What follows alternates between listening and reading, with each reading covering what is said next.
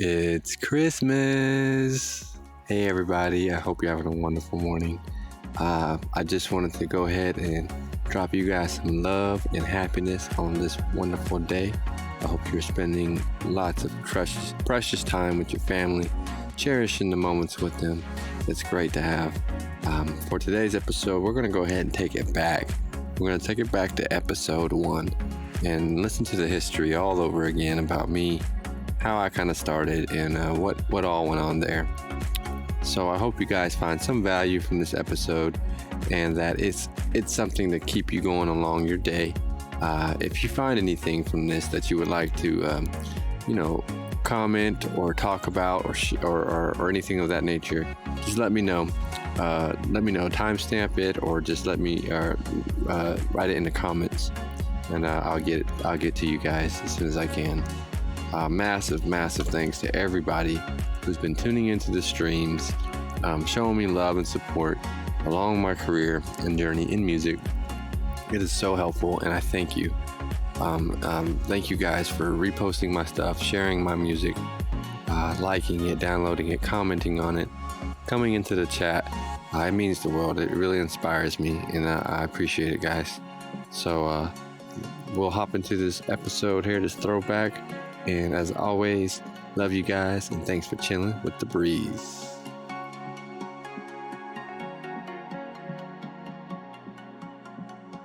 Hello, everybody. Welcome to the new podcast by me, Zephyr, called Chillin with the Breeze. Thank you all for coming here today and listening. This is kind of a resurgence of what I started before, kind of bringing it back. But this time, we're going to just start with me, and I'll work other people in as I go. So bear with me. This will always be a work in progress, just like myself. This is part of the journey. This is part of how we're going to do it. And welcome along for the ride. So I figured first off, I would start telling you a little bit about myself, about who I am, why did I choose this genre, melodic progressive house, why is it something so special to me, why I love it. I'm Donovan. I'm from Lawton, Oklahoma. I grew up there. I wasn't born there. I was actually born in upstate New York, Watertown, New York. But I wasn't there very long. I don't remember any of it, so I can't really claim that for anything other than my birth state.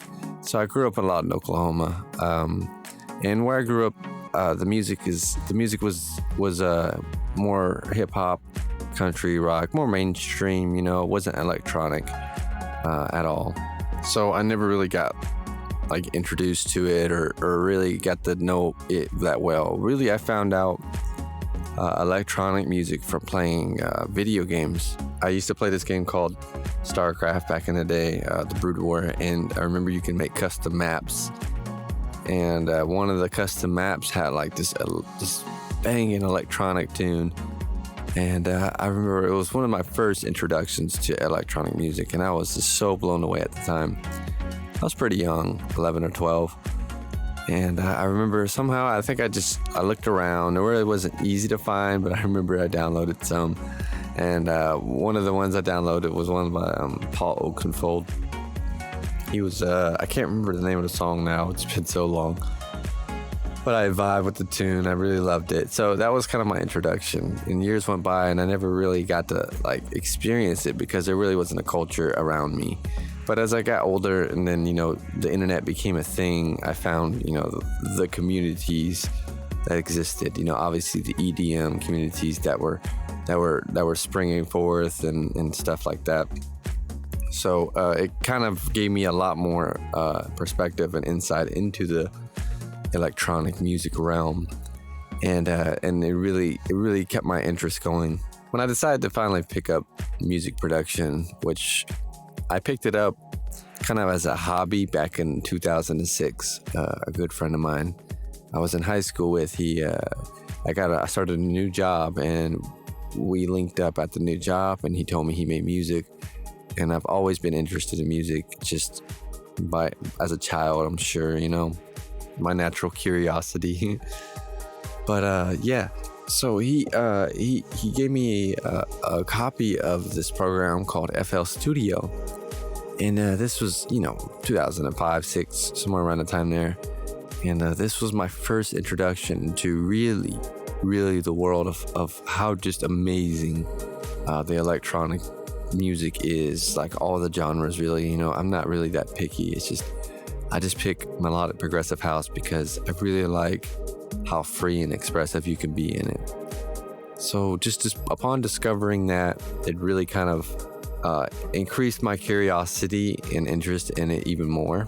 And then as I progressed through life, I ended up joining the military and getting slated for a deployment. And one of the big things was I had got a little bit of money from just joining. After so long you join, you get a little bonus. And I remember that time I spent a little bit of that bonus.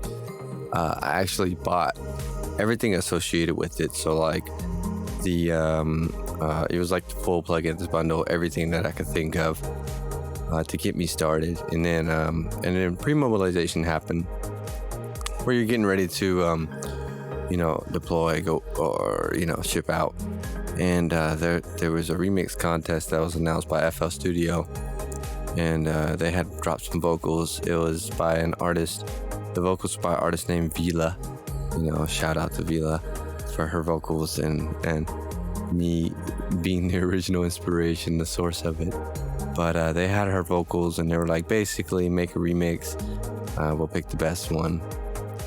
So I made my very first attempt at an electronic tune, and a lot of people that were like my army buddies, that were with me at the time, they were all like super excited. They hyped me up about it, made me feel really, confident and stuff. But what was really cool was that I put a lot of work into it. Like I took the vocals and I tried stuff I've never tried before. I just did everything I could think of to try to make the track like, shine in a way and stand out to win. But the thing that happened when I finished it and made the tune is the creators of the program, Image Line, they came to my submission on my SoundCloud, and they commented on it. And the comment was, "We hit the pet shop, boys." And I remember I got super ecstatic, because that had nothing of that sort in the music world. Nobody had ever even acknowledged me, I guess, more like in a different place, besides the people around me. No hate. It was just cool that the people that created the program, gave me a nod, gave me a shout out, and it's like, hey man, your stuff's cool. And but I went on. I didn't win the contest. I didn't win or anything like that, but years went by before I actually started to take this serious. After that happened, I kind of went on through life, and then when I came back, I remember listening to music, and I used to work, and I had I had like a serious work schedule, I guess. It was a very busy one. You're always busy, and it was one that involved call and things of that nature. And I remember I'd go home, and the little bit of time I would have, or whatever, whenever I had like my off time, and I'd play like video games. I was a very big fan of like League of Legends at the time. I'd play those games, and then I'd play music alongside, and I had ended up finding basically what this genre is today. But it wasn't called this. It wasn't called this at all. It was basically just called progressive house, which in essence it is, but it's just a different style of it. That's all. Of course, a lot of you might kind of know the story from here, where I basically, well, actually, I guess you don't, because I can go back a little bit here, because never mind. We're on path. After learning, or after playing the games and listening to music, I found this style. Yeah, it was different. It was progressive house, but it was just a different flavor entirely. And of course, you can debate it and argue it, but essentially it just meant it was different, and I liked it. So I remember I came to a pivotal point in my life where I had to, I didn't have to. I just took like a journey, so to speak. Took a trip and just kind of went and thought about stuff. And a lot of the things I thought about was, music and what did I want to do with it, and how is it something that's important in my life, or is it something that I want to do, or is it just something that'll always forever be a hobby, like on the side? And is it worth just pursuing this as a side hobby, or doing this, like, do you see yourself doing this like for real? Because it was one of those things where I felt like I wanted to progress myself as a person, and I didn't want to invest the time of my progression into the wrong path, so to speak. If I was in this zone ready to progress and be a better version of myself, I didn't want to, I didn't want to do it for the wrong reasons, or do it for the wrong career choice, so to speak. I really had this internal kind of debate about, what did I want to really try to progress myself on? Was it what I was currently doing right now, which is like radiology, or was it music? Which at that point I had no real music, I guess, accolades or award. I had no acknowledgement really, besides essentially that little remix contest I did. But then, I wasn't really doing anything else. And also my skills weren't, they were essentially the same when I did that remix contest, and that was like years after the fact. I had never tried to improve my skills in production, period. I never took it to that serious to that point. And but I had the ideas. I always had the ideas. So yeah, I decided basically that I wanted to do music.